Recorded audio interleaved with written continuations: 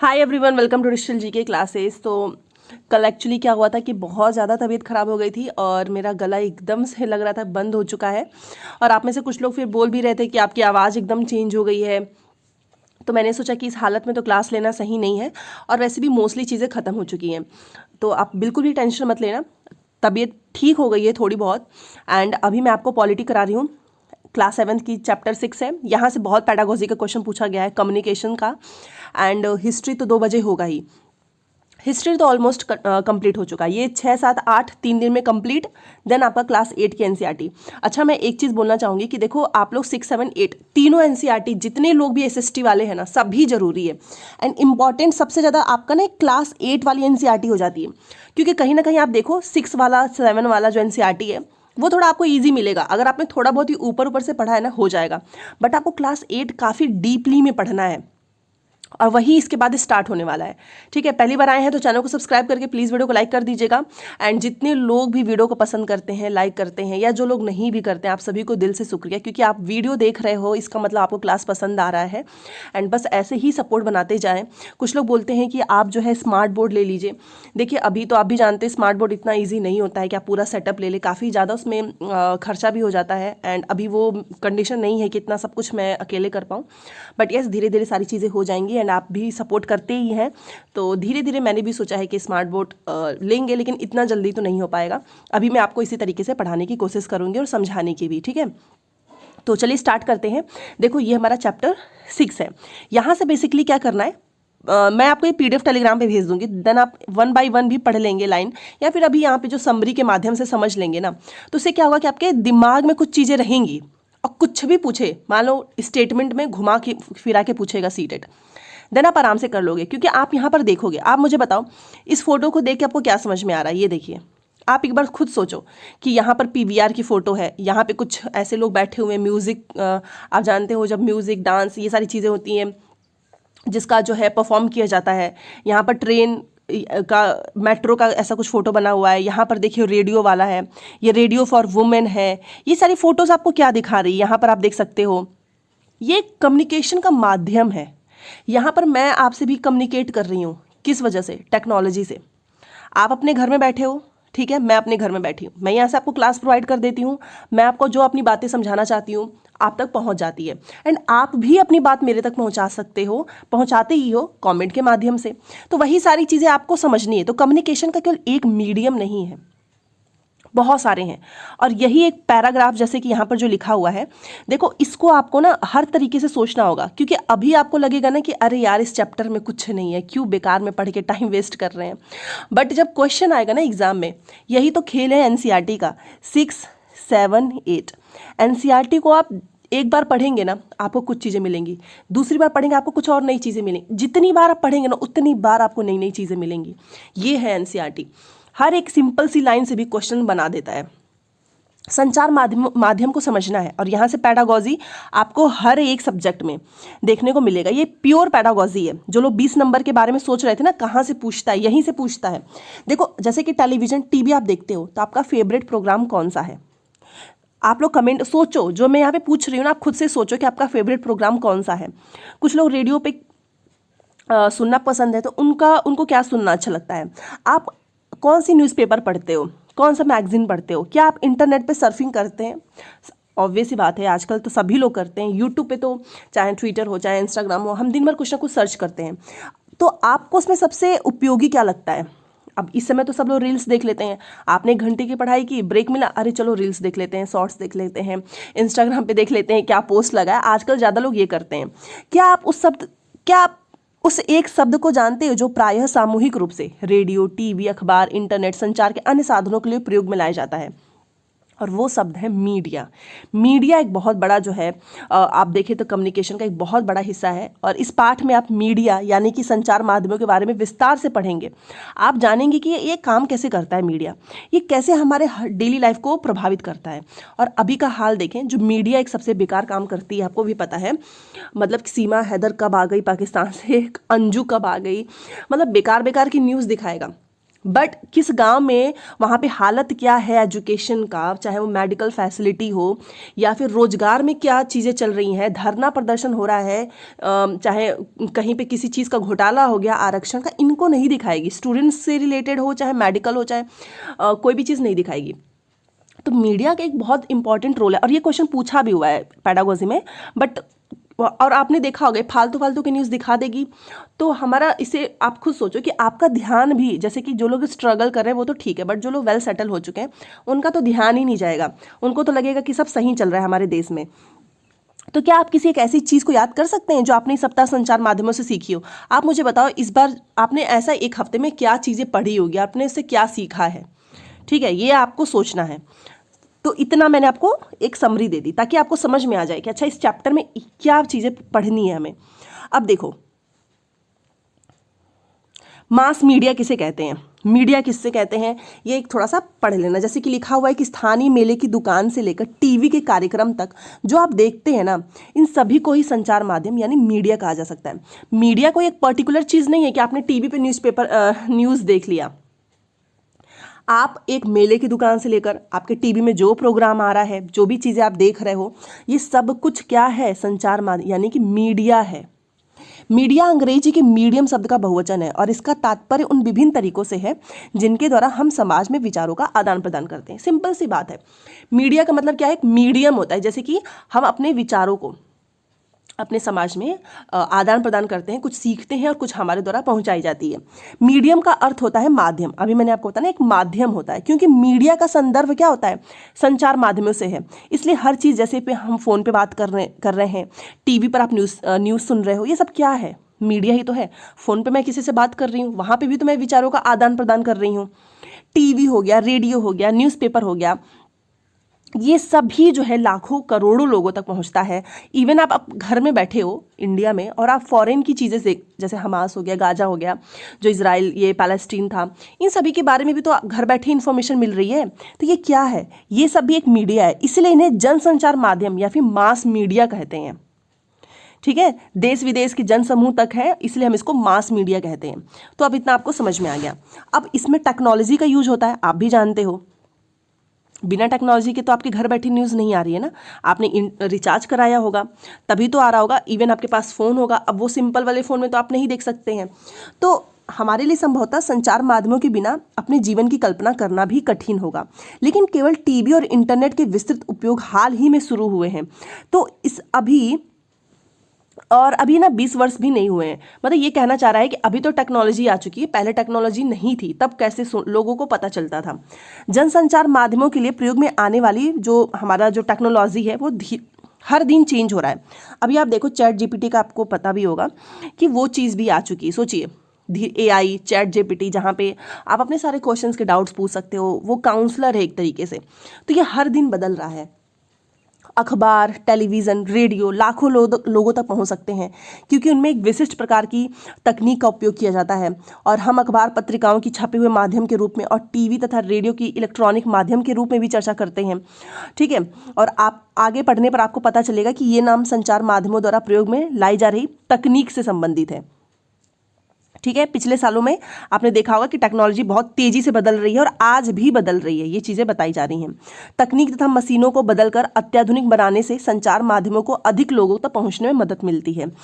जैसे कि मॉडिफाई किया जा रहा है ना, सुधार किया जा रहा है। पहले आपने देखा होगा कि आपको उतने ट्रांजिशन देखने को नहीं मिलते थे, चाहे वो फोटो हो, चाहे आपका म्यूज़िक हो, चाहे साउंड हो। लेकिन तकनीक की वजह से बहुत चीज़ों में सुधार आया है, हमारे जीवन के बारे में सोचने के ढंग में परिवर्तन लाता है। जैसे कि आज हमारे लिए टेलीविज़न के बिना जीवन की कल्पना करना कठिन है। टेलीविज़न के कारण हम अपने आप को विश्व समाज का एक सदस्य समझने लगे हैं। टेलीविज़न में प्रदर्शित चित्र आता है वो सैटेलाइट और केबल के विस्तृत जाल के माध्यम से अत्यंत सुदूर क्षेत्रों तक पहुंचाए जाते हैं। इसके कारण हम संसार के अन्य भागों में समाचार, मनोरंजन कार्यक्रम देख पाते हैं।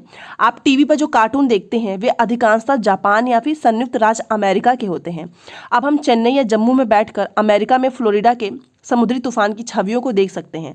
तो टेलीविज़न ने क्या कर दिया है, दुनिया को बहुत पास ला दिया है हमारे। और ये 1940 का है इलेक्ट्रॉनिक टाइपराइटर। आप देख सकते हैं। देखिए ये चैप्टर मैं इसलिए पढ़ा रही हूँ क्योंकि मैंने सोचा था पहले कि ये बहुत आसान सा चैप्टर है, इसको नहीं पढ़ाते, आप खुद से पढ़ लेना। बट वही है कि ईजी चीज़ों को हमको फॉर ग्रांटेड नहीं लेनी चाहिए, भले से आसान हो। फिर मैंने सोचा नहीं, जब मैंने एक चैप्टर भी नहीं छोड़ा है, इसे भी कराना ज़रूरी है, क्योंकि यहाँ से भी आपसे कुछ भी पूछ ले, एटलीस्ट ये रहेगा ना कि आपने एक बार पढ़ा है। और जब चीज़ें दिमाग में रहती है ना, तो आप आराम से एलिमिनेशन मेथड यूज़ कर सकते हो। तो ये देखो यहाँ पर ये बेसिकली बताया जा रहा है कि धीरे धीरे टेक्नोलॉजी कितनी चेंज हुई है और आज भी बदल रही है और हम दुनिया को हमारे पास ला दिया है।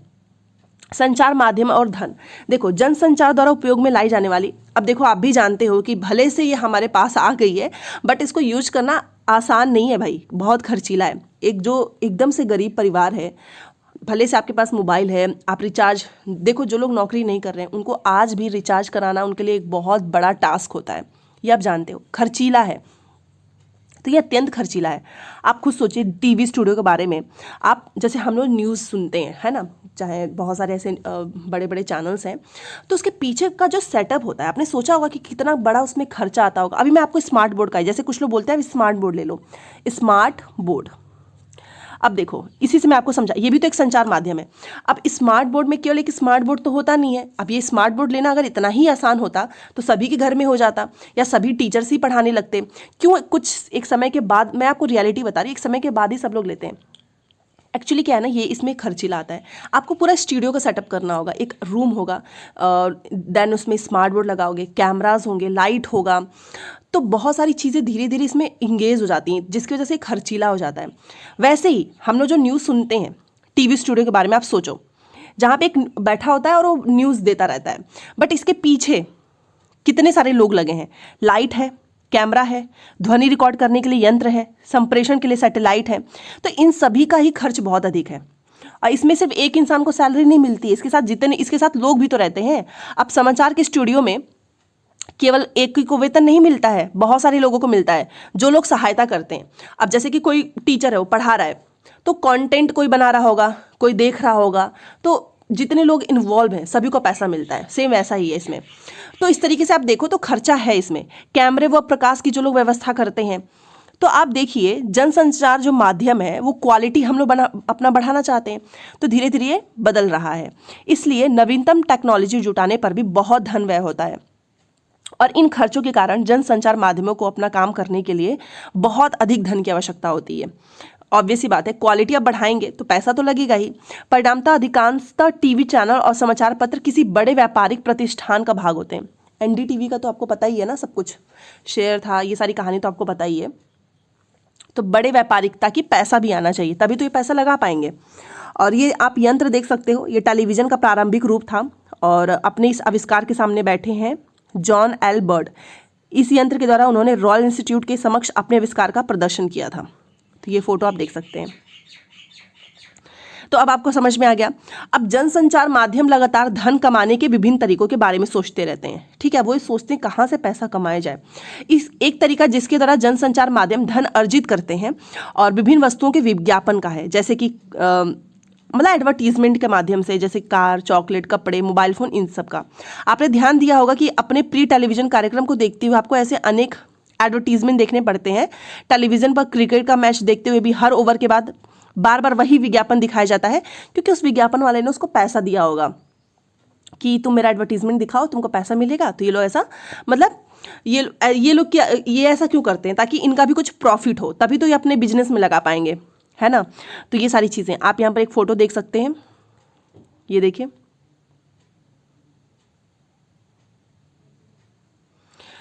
तो ये है। बाकी आप नीचे देख सकते हो यहाँ से संचार माध्यम और लोकतंत्र। अब ये एक टॉपिक देख लेते हैं, थोड़ा थोड़ा हम सारा टॉपिक्स कवर करेंगे। लोकतंत्र में देश और संसार के बारे में समाचार देने और उनमें होने वाली घटनाओं पर चर्चा करने में संचार माध्यमों की भूमिका अत्यंत महत्वपूर्ण है। जैसे कि संचार माध्यमों से नागरिक जान सकते हैं कि सरकार किस प्रकार, ये तो एक कॉमन सेंस का क्वेश्चन हो गया कि ऐसा पूछता भी है कि देखो आपको कहाँ, अगर ये जनसंचार माध्यम ना हो तो हमें तो पता ही नहीं चल पाएगा कि गवर्नमेंट, चाहे वो किसान का मामला हो, चाहे आपने देखा होगा वो जो हमारी मुझे अभी नाम याद नहीं आ रहा है, जो पहलवान थे वो लोग, जो दिल्ली में कितने समय तक, चाहे आप मणिपुर का देख लीजिए, चाहे कहीं पर भी कुछ भी हो रहा है तो हमें कैसे पता चल रहा है? जनसंचार माध्यम की वजह से।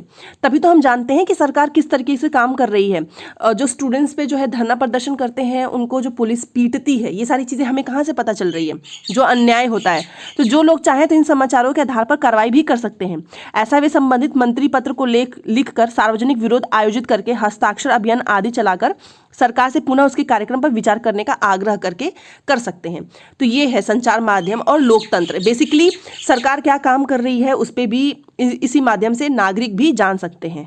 ठीक है, तो ये सारी चीज़ें हैं, वही सारी चीज़ें यहाँ पर लिखी गई हैं कि कहाँ पर प्रदूषण हो रहा है। ये मैं आपको बता रही हूँ कि आप अगर पढ़ेंगे तो वास्तविकता तो यह है कि यदि आप इनमें से केवल एक समाचार, इसीलिए बस एक समाचार पढ़ोगे तो वहाँ पर एक का पक्ष जान पाओगे। यदि आपने न्यूज़ ऑफ इंडिया पढ़ा होता तो आपको विरोधियों की बातें व्यर्थ उत्पात लगती। उनका यातायात व्यवस्था में बाधा उत्पन्न करना और अपने कारखानों में से शहर में प्रदूषण फैलाते रहना आपके मन में उनकी बुरी छवि अंकित करता। दूसरी ओर यदि आपने इंडिया डेली पढ़ा होता तो आप जानते कि कारखाने बंद होने पर बहुत से लोग अपनी रोजी रोटी खो देंगे। यहाँ पर बताया जा रहा है, एक न्यूज़ पढ़ा आपने तो आप सोचोगे कि यार ये तो मतलब बड़ा बेकार है, ये फैक्ट्री वगैरह दूसरा, तो वहाँ पे आपका एक पॉइंट ऑफ व्यू आया। आपने दूसरा न्यूज़ पढ़ा, फिर आपने सोचा नहीं, अगर फैक्ट्री ही बंद हो जाएगी तो बहुत सारे लोगों का घर का खर्च कैसे चलेगा, क्योंकि वो तो उनको रोजगार दे रहा है फैक्ट्री वाला। तो ये एक तरीका है कि कई बार ऐसा होता है कि हम एक पॉइंट ऑफ व्यू के हिसाब से सोचते हैं और दूसरी चीज़ को गलत कर देते हैं। तो यहाँ पे बताया जा रहा है, ठीक है। तो इन दोनों में से एक भी विवरण संतुलित नहीं है। संतुलित रिपोर्ट क्या होता है? मतलब संतुलित का मतलब बैलेंस, वह होता है जिसमें किसी भी विषय पर हर दृष्टिकोण से, अभी मैंने बोला ना पॉइंट ऑफ व्यू, हर दृष्टिकोण से चर्चा होना जरूरी है। अच्छा अच्छा लिख दो, बुरा बुरा लिख दो, ये संतुलन नहीं है। ठीक है, फिर पाठकों को स्वयं अपनी राय बनाने के लिए स्वतंत्र छोड़ दिया जाता है। आप बैलेंस रिपोर्ट दीजिए, फिर पाठक खुद से सोच लेंगे कि ये सही है या गलत है। संतुलित रिपोर्ट, ये देखिए ये इंपॉर्टेंट चीजें हैं इसलिए मैं बोल रही थी। संतुलित रिपोर्ट लिख पाना संचार माध्यमों के स्वतंत्र होने पर निर्भर करता है। स्वतंत्र मतलब कि आजकल तो आप जानते ही हैं कि मीडिया भी ऐसा लगता है कि एकदम से मतलब एक पर्सन के पीछे पड़ जाती है, दूसरे का वाहवाही होती है। तो वो चीज़ लिखा है कि अगर मीडिया भी स्वतंत्र है ना तो वो बहुत अच्छे से चीज़ों को डिलीवर करेगी। बट अगर वो स्वतंत्र नहीं है, किसी के कंट्रोल में है, तो जो कंट्रोल करेगा उसके हिसाब से न्यूज़ आएगा। तो उनके द्वारा दिए जाने वाले समाचारों को कोई भी नियंत्रित या प्रभावित ना करे। समाचार का विवरण देने में कोई भी उन्हें निर्देशित ना करे। मतलब अगर मान लो मैं हूं और मैं आपको बोलूं कि तुम ये न्यूज़ छापो, क्योंकि मैंने आपको कंट्रोल कर लिया है, तो फिर तो वो न्यूज़ किसी काम का ही नहीं है ना। मीडिया का स्वतंत्र रहना जरूरी है। तभी तो लोकतंत्र में स्वतंत्र संचार माध्यमों का होना बहुत ज़्यादा इंपॉर्टेंट है, क्योंकि अगर वो स्वतंत्र होगा तो हम सारा पर्सपेक्ट उसका देख पाएंगे। ठीक है, और यहां पर आप देख सकते हो, तथ्य तो यह है कि संचार माध्यम, ये रियलिटी है कि हमारा जो संचार माध्यम है वो स्वतंत्र नहीं है, और इसके दो कारण हैं। पहला कारण है सरकार का उन पर नियंत्रण, सरकार ने उनको कंट्रोल कर लिया है। जब सरकार समाचार के किसी अंश, फिल्म के किसी दृश्य या गीत को, किसी अभिव्यक्ति को जन समुदाय तक पहुंचने से प्रतिबंधित करती है तो इसको सेंसरशिप कहा जाता है। आपने देखा होगा लोग बैन कर देते हैं, ये मूवी यहाँ नहीं चलेगी, ये चीज़ वहाँ नहीं चलेगी, तो कहीं ना कहीं कंट्रोल है, इसको सेंसरशिप कहा जाता है। और भारत के इतिहास में ऐसे भी समय आए हैं जब सरकार ने संचार माध्यमों के ऊपर सेंसर लगाया है। इसमें सबसे बुरा समय 1975 से 77 तक का था, आपातकाल का। ठीक है, गवर्नमेंट ने कंट्रोल कर लिया। और सरकार यद्यपि फिल्मों पर तो निरंतर ही सेंसर रखती है, लेकिन वह संचार माध्यमों से दिखाए गए समाचारों में पूरी तरह ऐसा नहीं करती है। सरकार द्वारा सेंसरशिप न होने पर भी आपने देखा होगा आजकल अधिकांश समाचार पत्र संतुलित विवरण देने में असफल रहते हैं। भले से सरकार ने ना कंट्रोल किया हो, बट फिर भी वो बैलेंस चीज़ें नहीं दिखाते हैं, और इसके कारण बहुत जटिल है। संचार माध्यमों के विषय में शोध करने वाले लोगों का कहना है कि ऐसा इसलिए है क्योंकि संचार माध्यमों पर व्यापारिक प्रतिष्ठानों का नियंत्रण है। यस, जो व्यापारिक प्रतिष्ठान है वो कंट्रोल करते हैं। कई बार किसी विवरण के एक पक्ष पर ही ध्यान केंद्रित कराना इनके हित में होता है कि नहीं बस इसको दिखाओ तो हमारा ज़्यादा फायदा होगा। संचार माध्यमों द्वारा निरंतर धन की आवश्यकता और उसके लिए विज्ञापनों पर निर्भरता के कारण भी उन लोगों के विरोध में लिखना कठिन हो जाता है जो विज्ञापन देते हैं। कई बार जो विज्ञापन दे रहा है वो गलत इंसान है, बट वो नहीं कर सकते हैं। क्यों? क्योंकि वहाँ से पैसा आ रहा है। इसलिए व्यापार से गहन जुड़ाव होने के कारण अब संचार माध्यमों को स्वतंत्र नहीं समझा जाता है। अब अभी तक आपने नहीं पढ़ा होता तो आप शायद ये सारी चीज़ें नहीं मतलब आपके ध्यान में नहीं आता समझ तो फिर भी जाते, बट ये एक है चीज़ की, मतलब जो ये जो व्यापारिक प्रतिष्ठान है ना, ये भी कंट्रोल में रखते हैं, जिसकी वजह से वो उनके बारे में कुछ गलत नहीं लिख पाते हैं। ठीक है। इसके अतिरिक्त संचार माध्यम किसी मुद्दे के खास पक्ष पर इसलिए भी केंद्रित करते हैं क्योंकि उसे विश्वास है कि इसके विवरण रुचिकर हो जाएगा।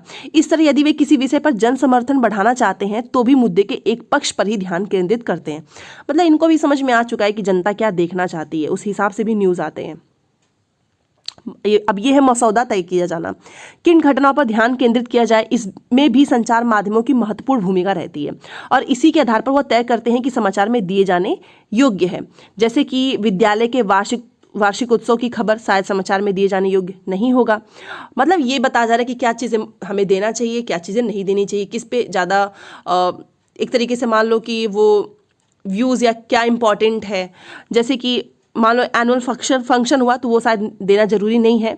और लेकिन यदि कोई प्रसिद्ध, आपने देखा होगा एक्टर एक्ट्रेस, कहाँ पर ये लोग चीफ गेस्ट बन के आए, ये ज़्यादा इंपॉर्टेंट है। क्यों? क्योंकि जो आम इंसान है वो तो यही देखता, अच्छा ये वाला हीरो आया था, ये वाली हीरोइन आई थी, तो ये इनको अच्छे से पता चल चुका है कि इस पर क्या होगा, ये ज़्यादा चलेगा और इससे लोगों में रुचि भी रहेगी। कुछ खास विषयों पर ध्यान केंद्रित करके संचार माध्यम हमारे विचार, भावनाओं और कार्यों को प्रभावित करते हैं और हमारा ध्यान उन मुद्दों की ओर आकर्षित करते हैं और हमारे जीवन पर महत्वपूर्ण प्रभाव डालते हैं।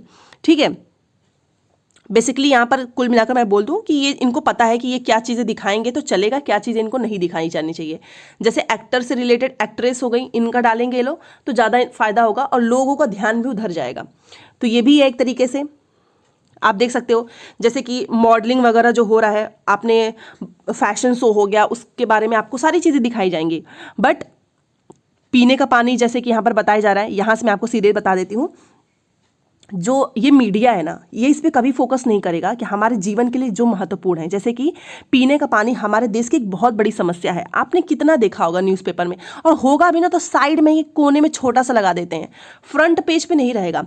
प्रतिवर्ष हजारों लोग कष्ट से मर जा रहे हैं क्योंकि उनको पानी नहीं अच्छा मिल पा रहा है, फिर भी संचार माध्यम में हमें इस पर बहुत ही कम चर्चा करते हुए दिखता है। एक सुविख्यात भारतीय पत्रकार ने लिखा है कि कैसे वस्त्रों को नया रूप आकर अच्छा देने वाले जो डिजाइनर हैं, फैशन वीक में धनवानों के समक्ष अपने नए वस्त्र प्रदर्शित करके सभी समाचार पत्रों के मुख्य पृष्ठ पर स्थान पा लिया है, जबकि उसी सप्ताह मुंबई में अनेक झोपड़पट्टियों को गिरा दिया गया, बट इस पर कोई भी फोकस नहीं किया। तो आजकल का ये है हमारा मीडिया, जो कि फैशन शो को दिखाएगा बट ये नहीं दिखाएगा कि कितने लोगों को सही तरीके का पानी नहीं मिल रहा है। ठीक है। तो वही 2-3 लाइन में आप समझ ही गए होंगे। तो प्रजातंत्र के नागरिक के रूप में हमारे जीवन में मीडिया बहुत इंपॉर्टेंट है, बट संचार माध्यमों के द्वारा ही हम सरकार के कामों से के बारे में जानते हैं। संचार माध्यम निश्चित करते हैं कि किन बातों पर ध्यान केंद्रित किया जाना है और इस तरह वह एजेंडा निश्चित कर देते हैं। यदि कभी सरकार चाहे तो संचार माध्यम को किसी घटना की खबर छापने से रोक सकती है। तो ये क्वेश्चन पूछता है कि क्या सरकार जो है मीडिया को कंट्रोल कर सकती है? तो जी हाँ, और इसको सेंसरशिप कहा जाता है। आजकल संचार माध्यम और व्यापार का घनिष्ठ संबंध होने से प्रायः संतुलित रिपोर्ट का प्रकाश में आना कठिन हो गया है, क्योंकि मीडिया और जो व्यापार है, इन दोनों का आपस में ही बैलेंस हो चुका है कि ये न्यूज़ ही बैलेंस तरीके से नहीं देते हैं। इसे ध्यान में रखते हुए हमारे लिए सजगता महत्वपूर्ण है कि समाचार से प्राप्त तथ्यात्मक जो जानकारी होती है वो प्रायः पूर्ण नहीं होती है, क्योंकि ये पूरा पॉइंट ऑफ व्यू नहीं दिखाते, एक पक्ष हो सकता है। ठीक है।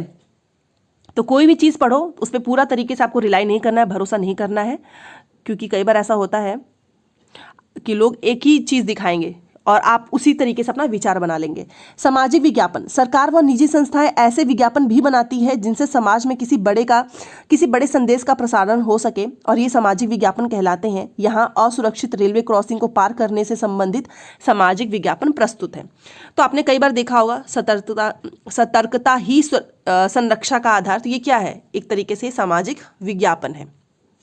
तो अगर क्वेश्चन पूछे सामाजिक विज्ञापन क्या है, तो SST मत समझ लेना, ये है वो। ठीक है, समाज से रिलेटेड। तो यहाँ पर आप जैसे कि फोटो के माध्यम से दिखाया गया है भाई, कई बार हम लोगों ने ऐसा बैनर भी देखा है। तो आपने ये चैप्टर पढ़ा, अब आप बताओ, जैसे कि यहाँ पे कुछ क्वेश्चंस लिखे होंगे तो आपको इस पे ध्यान नहीं देना है। यहाँ से आपसे ना बहुत क्वेश्चंस पूछेगा पेडागोजी में। सबसे पहले तो ये पूछेगा कि क्या आज की मीडिया स्वतंत्र है? ऐसा पूछेगा, फिर स्टेटमेंट में लिख देगा। क्या गवर्नमेंट अपने हिसाब से न्यूज़ चेंज करवा सकती है? और मीडिया का जो व्यापार के साथ जो घनिष्ठ संबंध हो चुका है उसके क्या नुकसान है? और जो आप चीज़ें देखते हो क्या वो एक पक्ष होता है या फिर सभी के पक्षों को ध्यान में रखा जाता है? तो मुझे नहीं लगता कि अब आपको इसमें डाउट होगा, क्योंकि जो भी चीज़ें हमें दिखाई जाती हैं वो हमारे लिए नहीं, वो उनको पता चल चुका है कि हम किसका हेडलाइन डालेंगे तो ज़्यादा उनको फ़ायदा होगा।